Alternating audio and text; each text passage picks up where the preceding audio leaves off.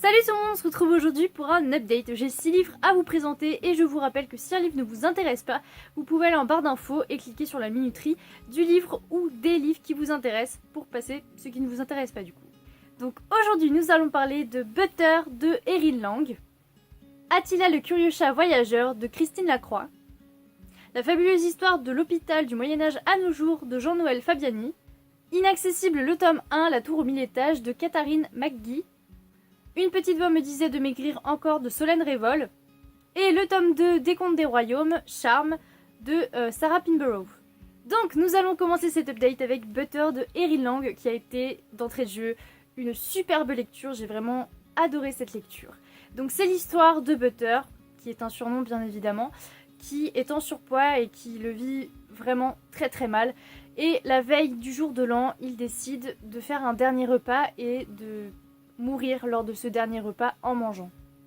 Donc comme vous l'aurez compris, ce livre parle d'obésité, du regard des autres, de la manière dont on vit le fait d'être en surpoids dans la société. Donc Butter, c'est vraiment un personnage que j'ai trouvé très touchant parce que c'est quelqu'un qui souhaite perdre du poids mais qui n'y parvient pas malgré les régimes, malgré le sport et tout ça, il n'y arrive pas. Et sur internet, il fait la connaissance d'une fille de sa classe, mais il ne lui dévoile pas son identité bien entendu. Et c'est à partir de ce moment-là que tout va changer dans sa vie. Ce qui m'a beaucoup plu chez ce personnage-là, c'est que c'est un garçon qui est très très gentil, qui a vraiment du cœur, mais qui est complètement perdu en fait, parce que on va pas se mentir, au lycée, quand tu es en surpoids, ça ne va pas. Tu subis beaucoup de moqueries, c'est invivable en fait. Donc un beau jour, il va se retrouver dans une bande d'amis, de faux amis d'ailleurs, des gens pas très fréquentables, qui m'ont particulièrement agacée. Et l'auteur a vraiment très très bien joué dessus parce que je pense que c'était le but, le fait que le lecteur déteste ces personnes qui font du mal à Butter alors qu'ils se font passer quand même pour des amis. Voilà. J'avoue que ce sont des scènes qui m'ont choquée. Voilà, j'ai été choquée plusieurs fois pendant ce livre-là et je pense aussi que c'est le but que cherchait l'auteur. J'ai été choquée de voir que dans une fiction, dans un livre fictif, des personnages peuvent être aussi méchants et ça représente vachement bien la réalité parce qu'il faut pas croire, dans la réalité aussi, les gens sont méchants envers les personnes en surpoids.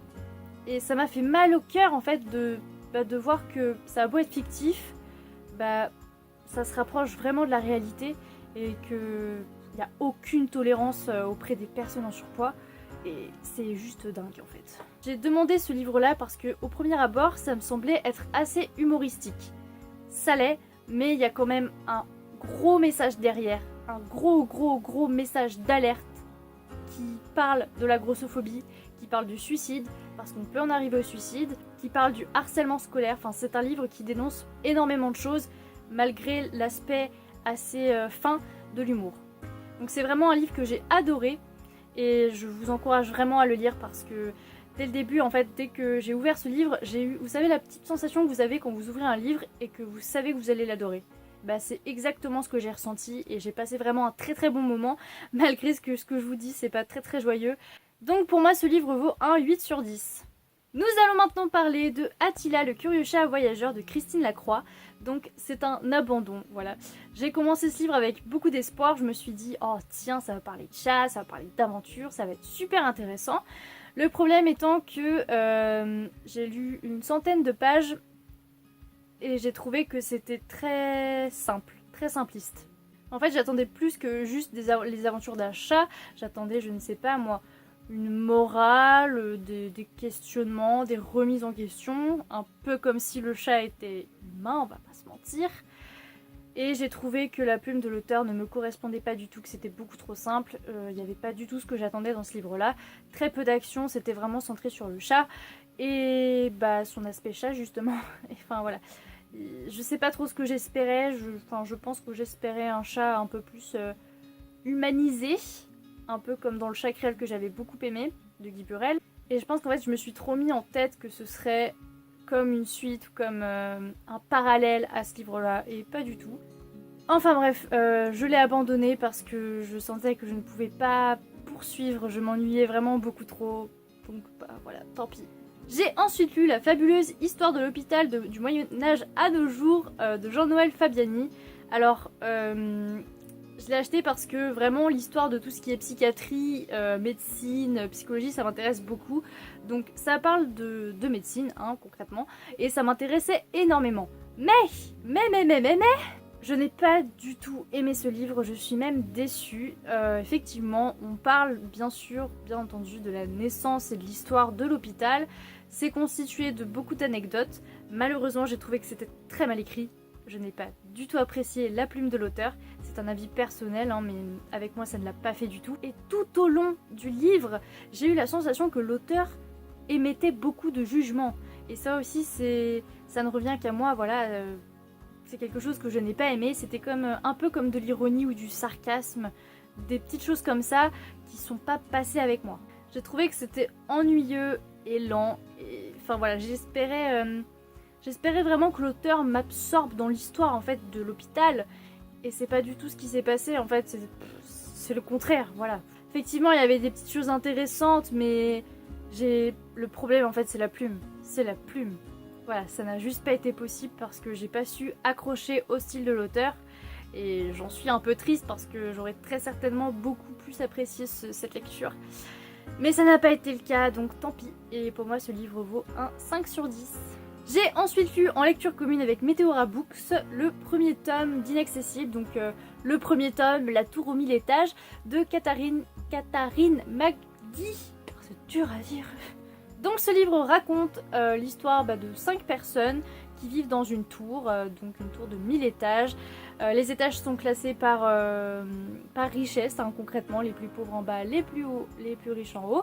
Et il se trouve qu'un beau jour, il va y avoir un meurtre, voilà, une personne va tomber du 1000e étage et bon, on sait pas trop qui c'est et ce qui va se passer en fait. Donc j'ai commencé ce livre très motivée parce que ça me parlait beaucoup, j'aime beaucoup cet aspect de tour aux 1000 étages, les plus pauvres sont tout en bas et les plus riches sont tout en haut.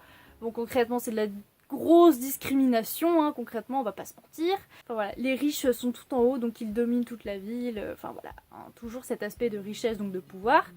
Mais je sais pas, en fait c'est le concept qui m'intéressait beaucoup, cet aspect de tour. Et enfin je sais pas, je trouvais ça génial. Donc on suit plusieurs personnages, 5 ou 6, je ne sais plus, qui vivent à des étages différents. Et ça aussi je trouvais ça très intéressant parce que là on peut encore voir des personnages de différentes classes, entre guillemets, des moins riches et des plus riches. Alors dans tout ce petit monde, on a le personnage principal pour moi, qui l'est du moins, qui s'appelle Avery, qui a une relation très étrange avec son demi-frère. C'est une relation très atypique, mais que j'ai vraiment beaucoup aimée. Ça m'a vraiment très intéressée. C'est une fille qui est plutôt douce, très gentille, un peu parfaite quoi en fait. Quant aux autres personnages, je ne sais même plus les noms, mais je sais que dans le tas, il y a une jeune fille qui est allée en cure de désintoxication, on va dire assez discrètement. On a un personnage qui a un secret de famille plutôt... entre guillemets douloureux. On a un autre personnage qui a créé une sorte de machine un peu illégale. Enfin bref, voilà. Voilà, donc chacun a son petit secret, chacun a ses petits problèmes. Alors, ce qui m'a beaucoup dérangée, et je ne m'y attendais pas du tout, et j'ai bien fait de ne pas lire les commentaires sur Livre Addict, c'est que ce livre ressemble fortement à Gossip Girl. Voilà, la série Gossip Girl. Et vu que je suis en train de la regarder, cette série, je peux vous dire qu'effectivement, concrètement, c'est du Gossip Girl futuriste. Donc ça m'a énormément dérangée parce que actuellement la série, je patauge, c'est tellement répétitif, il se passe plein de trucs, mais en même temps, il se passe rien. C'est exactement le même cas pour ce livre-là, il se passe plein de trucs, mais il se passe rien en même temps. Moi, je m'attendais vraiment à ce qu'il y ait des aventures incroyables, et au final, pas du tout. En fait, on suit juste la vie de ces 5 personnes. Et puis, voilà, en fait. Voilà. C'est comme un peu un journal intime, quoi. Un journal intime où on suit le point de vue de chaque personnage, mais c'est pas super intéressant, quoi. Donc vous vous doutez bien que j'ai trouvé ça extrêmement lent et très ennuyeux, que j'ai quand même avancé vite, hein, mais c'était pas simple. L'atmosphère est très adolescente puisque on suit des adolescents, des lycéens. Hein. Enfin voilà, pour moi c'est le genre de lecture qui conviendrait à un adolescent. Moi à l'heure actuelle, pour moi qui je suis, c'est une lecture qui ne me convient pas du tout. Voilà, j'ai passé ce stade de lecture adolescente un peu gnangnan quoi. Les personnages, à part quelques-uns, il n'y a rien de fascinant non plus. Et puis par contre, ce que j'ai beaucoup apprécié, c'est l'aspect futuriste. Donc par exemple cette tour, je trouvais que c'était un concept génial, même si j'ai eu beaucoup de mal à la visualiser, donc ce qui est assez embêtant quand tu lis un livre principalement dessus. Donc l'aspect futuriste était vraiment très sympathique, mais c'était peut-être pas assez axé dessus et c'est... Ouf. Concernant la personne qui tombe du 1000e étage, effectivement c'est une surprise, mais bon, enfin, je suis vraiment déçue de cette lecture en fait. J'attendais beaucoup et bah non, ça n'a pas du tout été ça n'a pas été du tout dans mes espérances. Et puis bah je pense que vous l'aurez compris, je ne lirai pas le tome 2 parce que pour moi c'est une perte de temps en fait. Donc pour moi ce livre vaut un 5 sur 10. J'ai ensuite lu Une petite voix me disait de maigrir encore de Solène Révol. Donc c'est un témoignage sur l'anorexie mentale et sur son combat, sur ce qu'elle a vécu, sur ses sentiments, sur son ressenti. Alors je suis très heureuse d'avoir pu le lire parce que ça m'a permis beaucoup de choses. Déjà de mieux comprendre les symptômes de l'anorexie mentale. Et aussi, ça m'a fait beaucoup réfléchir. C'est un livre qui reflète en fait vraiment ce qu'est l'anorexie. Parce que je sais que de nombreuses personnes ont une idée très fausse de l'anorexie mentale, hein, comme quoi la personne ne veut juste pas manger. Non, c'est beaucoup plus fort que ça, et ce livre le montre. Donc voilà, à 16 ans, Solène pesait 33 kilos, et ça m'a fait prendre conscience en fait que l'anorexie mentale, ça va vite en fait, ça va très vite. Et ça peut toucher vraiment tout le monde. Donc voilà, l'anorexie mentale, ce n'est pas juste ne pas vouloir manger, c'est beaucoup plus fort que ça. Et il faut vraiment du temps pour que ce soit soigné, mais c'est soignable. Parfois ça a été difficile à lire. Bah, je me suis quand même immiscée dans sa vie et je voyais en fait, enfin je lisais qu'elle aimait perdre du poids, je lisais qu'elle se trouvait laide, qu'elle se trouvait grosse, que bah, concrètement c'était de la dysmorphophobie. Enfin c'était parfois dur à lire. Donc elle nous raconte son combat et le courage qu'elle a eu pour s'en sortir. Et c'est pas seulement un livre qui parle de maladie, hein. C'est aussi un livre qui parle, c'est un message d'espoir aussi. J'ai vraiment apprécié cette lecture, c'était un beau témoignage. Le seul petit truc qui a cloché chez moi, c'est qu'à certains moments, certains passages, j'ai décroché de ma lecture. Je ne comprenais pas pourquoi, et après réflexion, je pense que ce sont des passages où Solène décrivait moins ce qu'elle ressentait à ces moments-là en fait. Je sais pas trop si vous voyez ce que je veux dire, mais en fait, il y a certains passages où elle disait moins ce qu'elle ressentait sur le moment, et je pense que c'est les moments où j'ai décroché en fait. Enfin voilà, c'est le premier témoignage que je lis sur l'anorexie mentale, et je suis vraiment très heureuse de l'avoir lu. Pour moi, ce livre vaut un 6 sur 10. Et pour finir, j'ai lu le deuxième tome de Contes des Royaumes, donc Charme, de Sarah Pinborough, en lecture commune avec Marion d'Entre les Lignes et Amandine de Météora Books. Donc ce tome-là parle de Cendrillon, une version très éloignée du conte original, hein. Attention, mini spoiler, concrètement dans ce tome-là, l'auteur a mêlé l'histoire de Cendrillon et l'histoire du premier tome. Fin du spoiler! Dans ce tome-ci, j'ai eu beaucoup de mal à me détacher de la Cendrillon de Disney. En fait, concrètement, la Cendrillon qui est ici, elle est très loin de la princesse parfaite. On y est très loin. Et pourtant, malgré tout, je n'ai pas réussi à me sortir de la tête que Cendrillon, bah pour moi c'était Cendrillon de Disney. Voilà. Et certains passages, notamment des scènes de sexe, qui étaient plutôt crues, ça m'a vraiment choquée en fait, parce que justement je me représentais Cendrillon de Disney. Je sais pas si vous voyez ce que je veux dire. Je suis allée très loin pendant cette lecture. Enfin voilà, il y avait des scènes de sexe assez crues. Je suis plutôt quelqu'un de vulgaire qui parle avec des mots très crus aussi, mais en littérature ça m'a un peu choquée quoi. Mis à part ça, le personnage de Cendrillon, je l'ai pas spécialement aimé. Enfin, j'ai pas vraiment aimé. Enfin, je me suis attachée à vraiment aucun personnage. Pour moi, c'était vraiment le tome entier qui était bof. J'ai trouvé ça très long et il se passait pas grand chose pour moi. En fait, pour moi, dans ce livre, c'était surtout tourné vers les relations entre les personnages plutôt qu'entre l'action. Et au bout d'un moment, je perds patience et je perds intérêt pour le livre, quoi. Donc, avec les filles, on a remarqué aussi que les personnages avaient tous à peu près une double personnalité, un double jeu.